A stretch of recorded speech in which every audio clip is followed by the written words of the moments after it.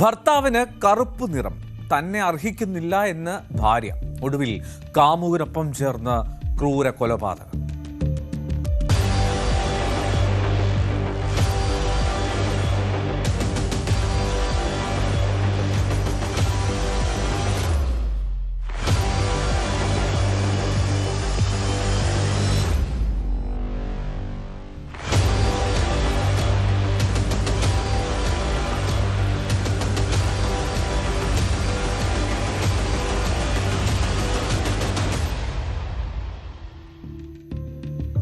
മധ്യപ്രദേശിലെ ധാറിൽ ഏപ്രിൽ 7-ാം തീയതി രാത്രിയാണ് സുഗന്ധവ്യഞ്ജനത്തിന്റെ വ്യാപാരം നടത്തുന്ന 28-കാരനായിട്ടുള്ള പുരോഹിത് ദേവകൃഷ്ണ അവന്റെ വീട്ടിലെ മുറിയിൽ വെച്ച് ക്രൂരമായി കൊല്ലപ്പെടുന്നത്.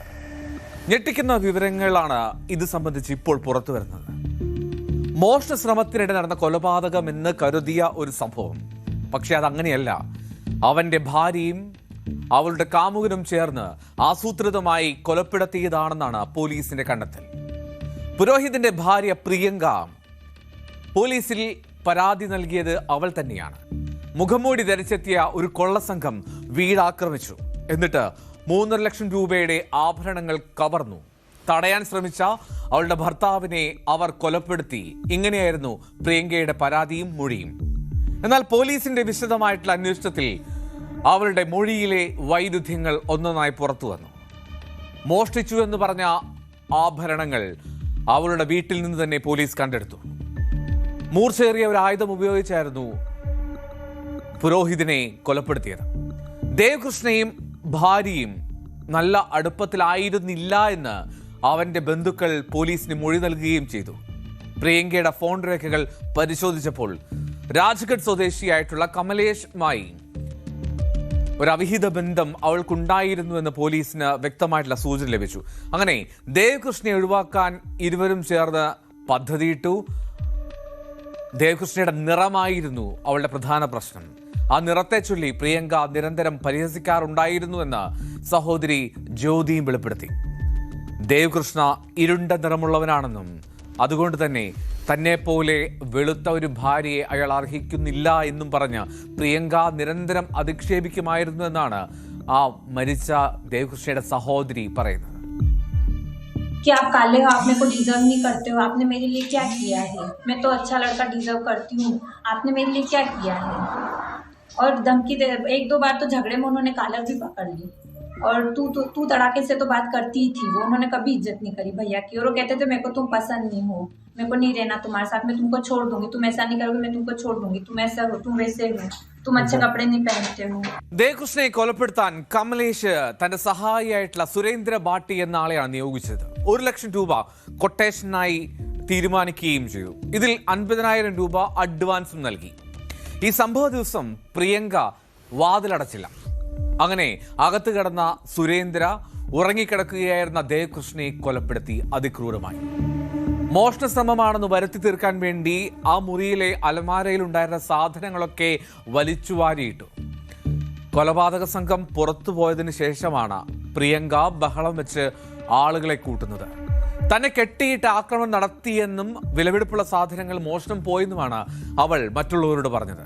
പ്രിയങ്ക സ്വയം കെട്ടിയിട്ട് അവളെ ആക്രമിച്ചു എന്നും ഒക്കെ പറയുന്നത് പിന്നീട് ദൃശ്യങ്ങളായി പുറത്തു വന്നു.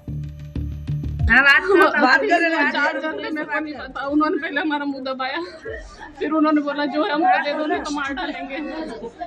इन्होंने हाथ पैर मारे और मेरे को घसीट के उधर ले गए.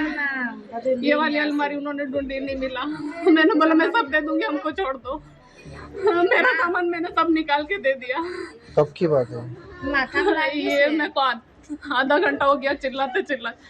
मेरा एक जन मेरे मुंह के पास बैठा था, हाथ और पैर पीछे बांध रखे थे, पूरा कपड़े फाड़े थे.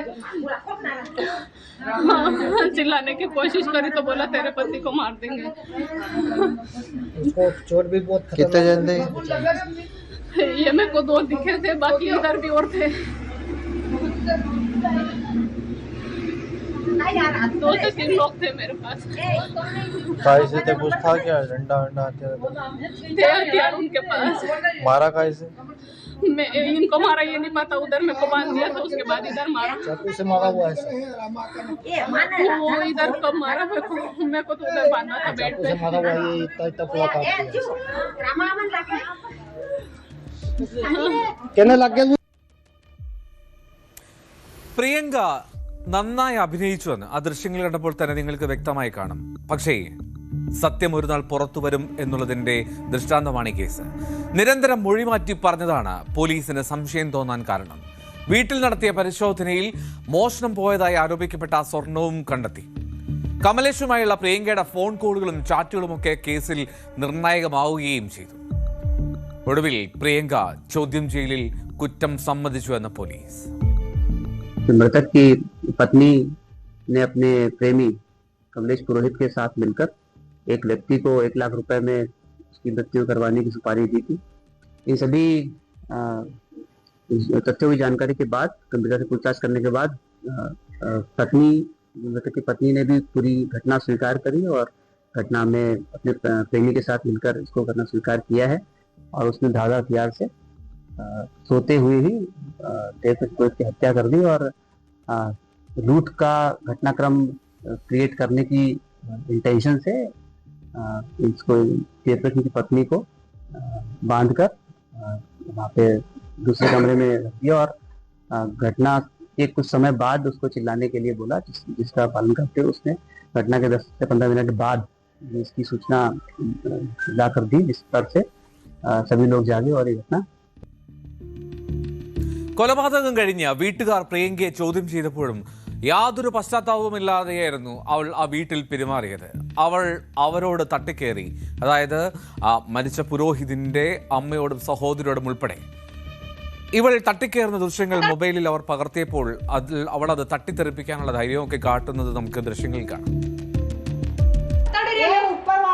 रिकॉर्डिंग करे ना अच्छा हूं करियो के भाभी के भी बोल रही है अच्छा फोटो बोलन तम फोटो कैसा है फोटो बने रही तमे रिकॉर्डिंग करे ने तमे लड़की मारे तमन भाई नु करो मैं तो खून सार दे रही ना तमन भाई नु करो तो तमे ऊपर वाला तमे रिकॉर्डिंग करे ना अच्छा हूं करियो के भाभी के भी बोल रही है अच्छा फोटो बोलन तम फोटो कैसा है फोटो बने रही तमे रिकॉर्डिंग करे ने तमे लड़की मारे तमन भाई नु करो मैं तो खून सार दे रही ना तमन भाई नु करो तो तमे എന്നാലും പ്രിയങ്കയും അവളുടെ കാമുകൻ കമലേഷിനെയും പോലീസ് അറസ്റ്റ് ചെയ്തു. പക്ഷേ ആ കൊലപാതകം നടത്തിയ ആ കൊട്ടേഷൻ ഏറ്റെടുത്ത സുരേന്ദ്ര ഭാട്ടി അയാൾ ഒളിവിലാണ്. പ്രതികൾക്ക് വധശിക്ഷ നൽകണമെന്നാണ് ആ കുടുംബത്തിന്റെ ആ അമ്മയുടെ ആവശ്യം.